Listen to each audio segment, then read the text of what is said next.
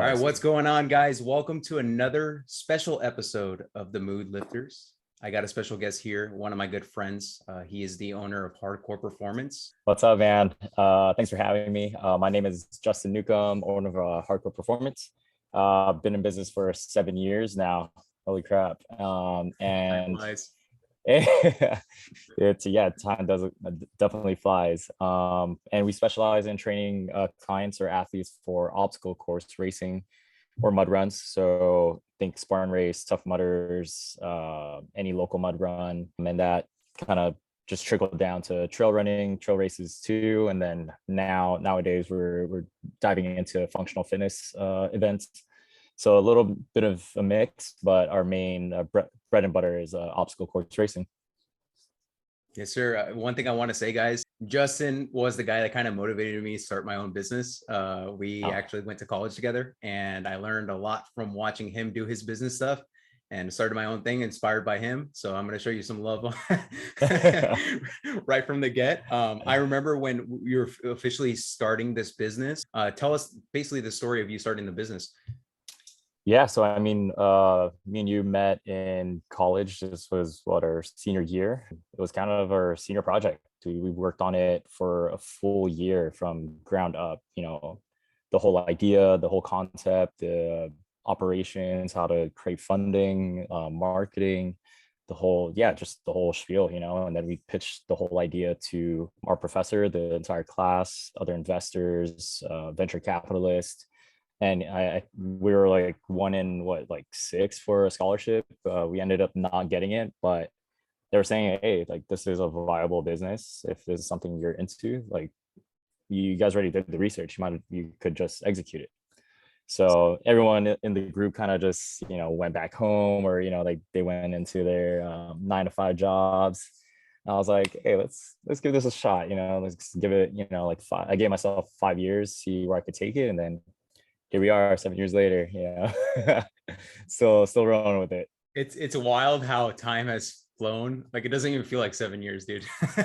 Right? Like, it feels like yesterday, man. It's crazy. Oh, dude. Crazy. And then 2020 didn't even count, so technically like 6 years. Yeah, just scratch that entire year.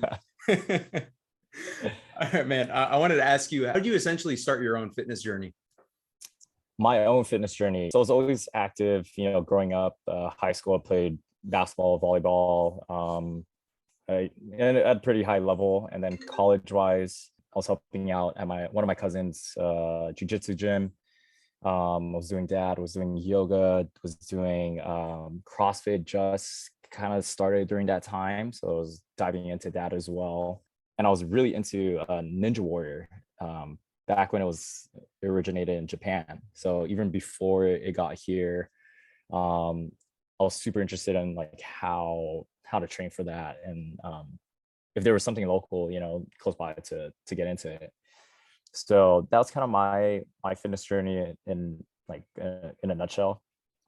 But after college, or during college actually, I had doctor's orders to not have anything overhead, like heavyweight overhead, because I had really bad scoliosis. So my Olympic weightlifting career was kind of cut short. Still kind of went against doctor's orders, still competed, did one competition, and then I had to call it quits after that. So after that, it was trying to figure out, like, how can I still stay active? Like, I was always, active. Like, I couldn't just stay in place, just be at home or whatever. So that's when I started diving into the different sports at that time. So yeah. Very cool. Was fitness more so a thing that you would use mentally? Would you just do it because you wanted to see how far you'd make in progress? Or was it more so like what we talk about is how you can use exercise to improve mental health? And a lot of what we say is like, there's multiple avenues that you can go about, and you just have to find the one that works best for you. So I just wanted to ask you how it benefited you and fitness in general, and then also, going into obstacle course racing. Yeah, I mean, fitness has always been a part of my, my routine. Even growing up, my parents raised me to, that was your reward, to finish your homework, do well in school, and then you get to play outside. You get to play basketball. You get to play sports, If not, that was taken away. So it was always that reward at the end to work hard, do what you had to do to, have fun, essentially. So that was kind of like my upbringing in that sense.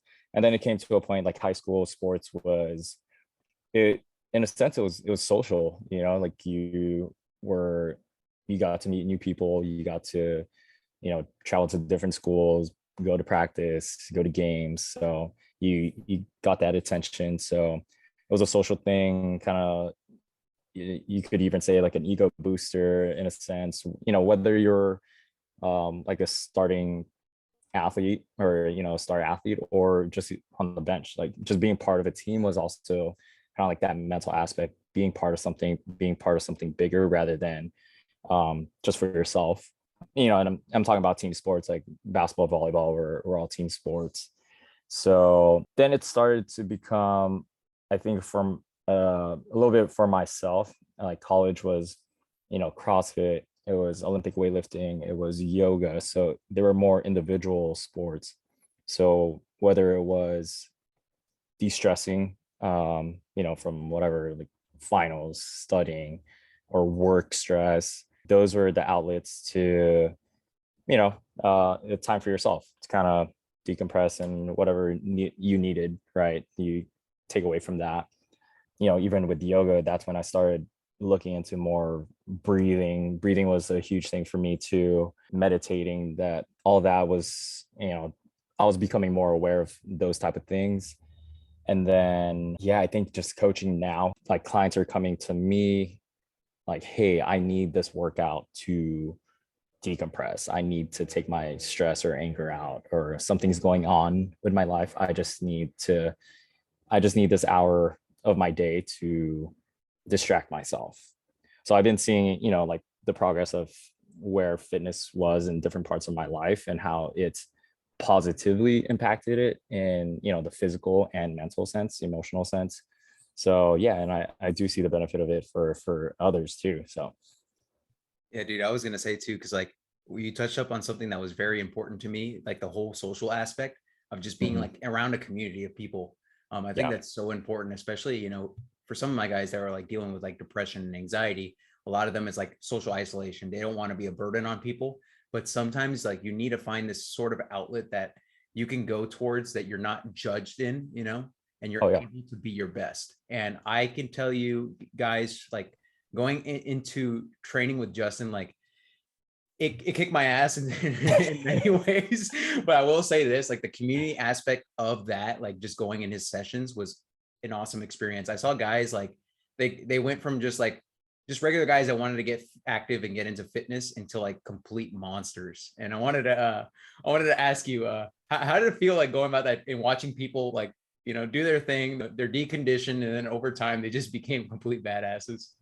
Dude, it's a humbling experience. It's amazing to see right before your eyes. Yeah, like you said, we see people who come in just to whatever it is, like, hey, I just saw your Instagram or whatever, wanted to try it out, and then they get hooked. The next thing you know, they're hitting top 10. They're like a top athlete in their age group, or they're winning. They're landing on the podium. They're doing so well. And then that their journey is just seeing that from, we call them like a weekend warrior, just trying to get fit or just trying to do these races for fun. Next thing you know, they're hooked. They're traveling. They're going to races in different states. They're competing at a high level. So it's crazy to see, man. Just being part of their journey is, it's humbling. So it's amazing as a coach too. I can tell like the whole entire team-based thing kind of fulfills you, you helping people and stuff. Like that For was sure. going to be a question down the line, but you were talking about how you're coaching people and helping them out and stuff. And I'm like, Yeah. I can see the fulfillment. Like you're just like, this is what I love doing. So it's pretty awesome to see, man. Another thing I No. wanted to ask you, dude. I heard about your TBS Wipeout. Why Okay. don't you tell us about that? What do you want to know? What do you want um, to hmm, know? how did it happen? And also, if you met John Cena. Okay. How did it happen? Just straight from the beginning? Yeah, Just yeah, yeah, everything? please, please. Okay. Okay. I'm interested. Okay, so one of my clients, Pamela, she was in American Ninja Warrior, I believe, I think like 2017, 2018, maybe. So she was already in, was it kind of in, was it the circle of TV shows? Like she was being recognized already. She was being, people were see her. So she applied for Wipeout because Wipeout was bought out by TBS. Mm-hmm. It was actually originally from another network. They stopped filming for a little bit. So I don't know if you knew. I think the last episode or the last season of the original producers, someone passed away. So that's why they stopped filming for a bit. Got bought out by TBS, and they kind of revamped it. So new host John Cena, Camille Caustic, Nicole Byer.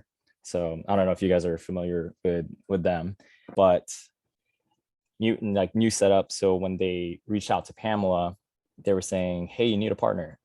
So Pamela, she's a badass athlete. She does rock climbing. Yeah, she does rock climbing. She does trail running. She does obstacle course racing. So the first time I saw Pamela, it was at a championship obstacle course race, a Spartan race. I think this was December, maybe 2018, 2019. Reached out to her. I was like, yo, like we need this girl on our team. She's half Filipina, half Jewish, short stature. So it's just something you don't really see in our sport because it's a very white dominant sport. So the athletes that do well are, Caucasian, taller, they're usually have like a running base. So she's like 5 foot, like 5'1", maybe, part Asian. So it was just out of the ordinary. And I was like, yo, like our team is so diverse. Da, da, da, da. Like she was into it. It's such a male dominant sport as well. So it was just like hitting or checking a lot of boxes out. Reached out. I was like, hey, like, are you representing any teams right now? And then she was like, no, I'm not, and I'm actually looking for a team. So I was like, oh, this is perfect. Let's check it out. We did a bunch of races, competitions together. She crushed, like usually she's in for sure podium or at least a top 5 placement in like any sport that she does. So super competitive. And then when she got reached out, she had a couple options like her rock climbing buddies or trail running buddies, and then she also pitched me. And she's super bubbly, like high energy all the time, does not need coffee at all. Oh, like you'll hear her from a mile away, like Pamela's here, So, and I don't know if you could tell, but I'm the complete opposite. So the producers like that balance, that yin and yang. I was kind of balancing her out. So that was my first exposure to television. She already knew like the ins and outs of, hey, we need, like we need video, we need content, we need photos together, we need to be seen training together, all this. So like we already had a lot of that, from previous, competitions and stuff. So it's just the putting it together and then doing so many, I think there was like 2 or 3 interviews via Zoom, phone call, pretty much everything. And this was like high COVID time too, like so many COVID testing. And then by the time we even got to the film date, it was, COVID test in the morning. Everyone was secluded. We were like in a weird way, it kind of worked out in our favor because each team had an assistant. Like we couldn't touch anything. They had to get everything for us. So I was like, hey, this is kind of nice. We had separate bathrooms. Like I was like, yo, this is the TV life. Like I want more of this, But man, it's so TV, like you don't see the course before you come on. They presented a PowerPoint presentation of the rules, like how you're supposed to approach each obstacle. And then it's actually 3 rounds. So 10 teams go against each other. First round, it's a one-time through. Okay. So whether you fall, make it through, you just have one attempt. And like I said, you don't have time to kind of like strategize or game plan. It's just your blinders on and you just go. First round is just meant to wipe you out. Like no one leaves dry or, through the course completely. So the second round, I think, was probably the hardest round. So it's 3 teams go head to head. So there's two groups, 3 teams each. So it's essentially a 45-minute, as many rounds as possible, whoever gets to the end first. So there's little checkpoints in between. If you fall, you swim back, climb up to wherever you have to be, attempt the obstacle again. And if you miss or you can't get it, you just keep going. 45 minutes. Damn. And you have to think about it. We're falling maybe 15, 20, even sometimes like 30 feet high. You're getting hit by this huge machine, and then you have to swim and then do it again. So it's just, it's tiring, man. And then, in the edits, it's only like seconds or like a minute or whatever.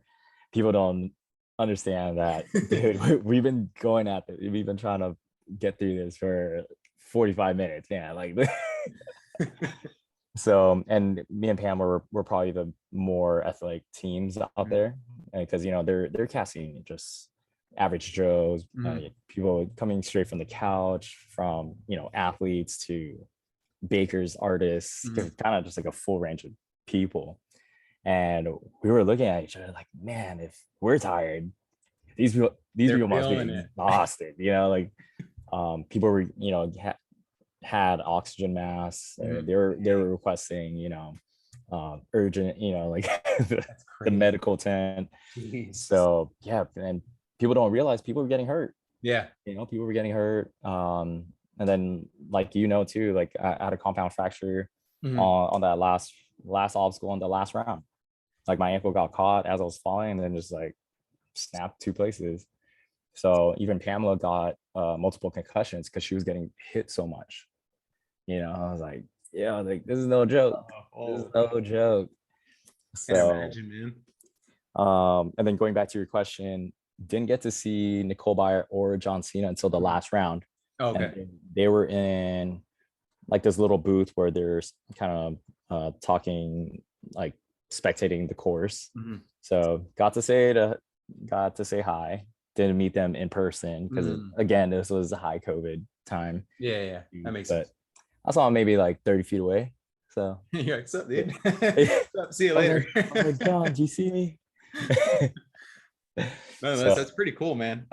Yeah, you talking about that whole entire thing where it's like, getting hit multiple times. I can just imagine the pain. Man, like that must have sucked, dude. Yeah, I think it was just the falling from, getting hit and then falling. I was like, man, okay, I got to do this again, like I got to make it through. So, yeah, man, it was tough. That's very cool, man. Did that bring any, like, some exposure to hardcore? It really did. I mean, I think, yeah. So I think what people don't understand is that it's a self-promotion. So there were other teams, other participants who they were happy with the 10 seconds of fame. They could care less of if they self-promoted, got more likes or more followers from it. But being a coach, obstacle course specific coach, it was very on brand for what we were doing. Yeah. So I just had to leverage to my advantage. It makes sense for me to get on Wipeout. Hey, like it was another thing to add to the resume. Like Justin coaches and trains for this type of thing. Yeah. If you want to do something like this, he knows what to do to be successful in that. And I was even able to get one of my clients on the following season on the show. Very cool. Very cool. So, and, kind of give them like tips and tricks and how to train for it. Like what we do translates to it. It's such a big scale though, like there's nowhere else that you could go to really train for it. You just have to be, physically fit for anything that they throw at you.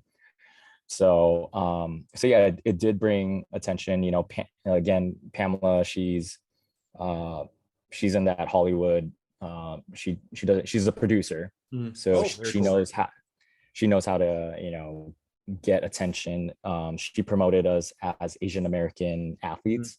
That was huge because she had a sponsorship with It's Boba Time, because our team name was the Boulder Buddies. So we got scouted as rock climbers, not obstacle racers. And then we were the Boulder Buddies that liked boba.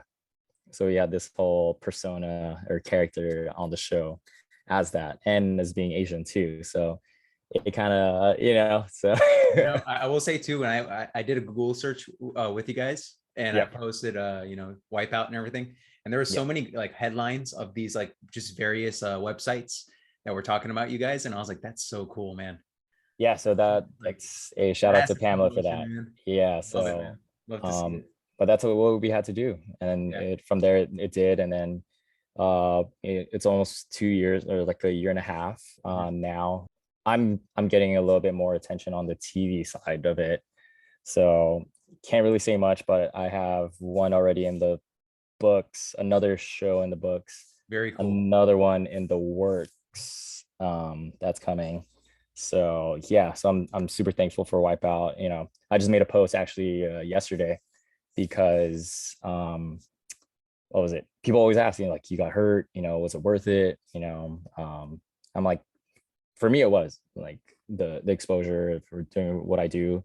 And we even knew what we were getting ourselves into, because you sign your life away getting on that show. So yeah, like we knew, like we could get hurt at a Spartan race or any competition that we sign up for. So, but yeah, I think the opportunity was great. It was worth it on my end. Awesome. I'm glad to hear it, man. I can't wait to see, all that traction and all the opportunities that you get. It's so awesome to see, you coming up, Oh man. Trying. Dude, it's rough. It's definitely a challenging thing, but you're creating this entire community of people that are into this, and getting into it. And I think that, like, that whole entire, going back to it, that whole entire community-based aspect is so good for us physically and mentally, just being around people with like similar or like-minded goals, and everyone is like pushing each other. And like, I just remember like some of the classes I took, like where people are like, oh, you got this, like, come on, don't die right now, So because we're all dying together. Because we're all dying together. Going forward after all this, what are some next steps that you do want to talk about? Is there anything that comes to mind of like what you're doing with Hardkour going forward? Or so like I said, we're 7 years in. I'm pretty adamant about not having a physical location, but I think having a headquarters, so be a multi-purpose to office store. I want to do workshops there, but it won't be like a open access gym where people could just come in and work out. So we'll have workshops for how to rope climb or to special events, something like that. So that's big plans. Hopefully we could get it within the 10-year mark. You may know too, we do apparel, we do our own merch, we do a bunch of accessories and stuff. So kind of more focus on that. The still doing all our training. It's basically creating this whole ecosystem of we're brand. It's a whole brand. It's kind of like a Nike of obstacle course racing. So people wearing the apparel, wearing the gear, seeing the logo, stickers, all that. We have our own sandbags.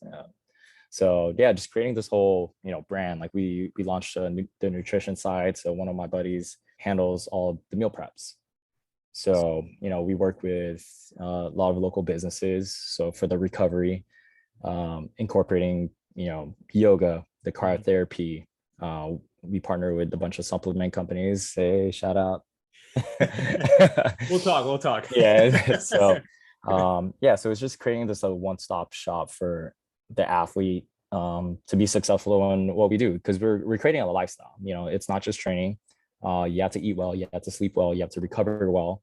And people don't realize, like, oh, like I come to your class, but I'm not at this level. But what they don't see is, are you sleeping, or are you still partying, or are you drinking out? Like, what are the things that we don't see that you're doing? So just creating that ecosystem of, this is what you have to do. you have to change a few things to be at a certain level.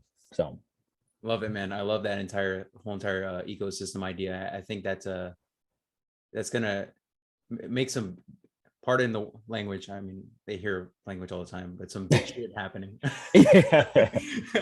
like, I don't know why I said pardon. I'm like, I'm still a person on this podcast all the time. So that's very cool though, man. I actually want to talk to you about the nutrition aspect, because I've been having some of the guys, I actually been using this meal prep service. I just started using it. I'm kind of testing it out. I'm really trying to find meal prep services that basically can benefit my guys, because a lot of them, like one guy in particular, he actually is on our show sometimes. He's like, he needs to have his food ready when he's working, or else like when he's on his lunch break, all the guys go get some processed food from like a fast food place. And he's like, this is detrimental to my progress, because I have a couple 100 pounds to lose, and I can't just go out and get pizza, you know? So I'll definitely talk to you about that probably a little bit later and stuff. And and then in addition to that, is there anything that you need help with from me at this moment in time?